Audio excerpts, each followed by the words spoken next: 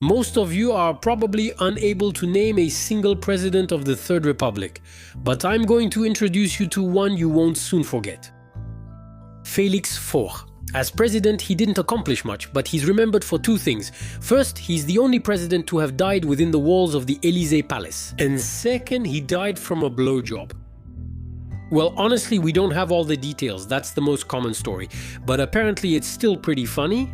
Good old Félix, 58 years old, had a young mistress aged 28, Marguerite Steinheil, the wife of the painter whose star still decorates the Élysée Palace. But good old Félix had heart problems and as a result issues with virility, but when you have a mistress 28 years younger, you have to satisfy her. So when on February 16, 1899 he was waiting for her to arrive and his usher announced a visit, he quickly swallowed a Dragées pill.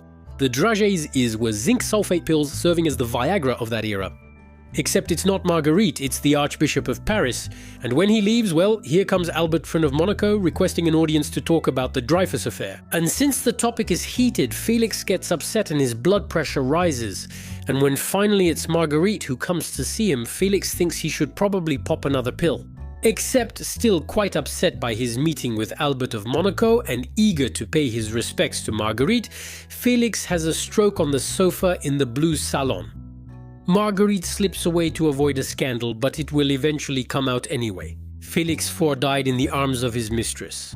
But I think the best part of this story is the words that Georges Clemenceau had for the late president, whom he didn't care for much. He said of Félix Faure, he wanted to be Caesar. He died being sucked off. Marguerite Steinheil, for her part, would be nicknamed by the press La Pompe Funèbre. There you go.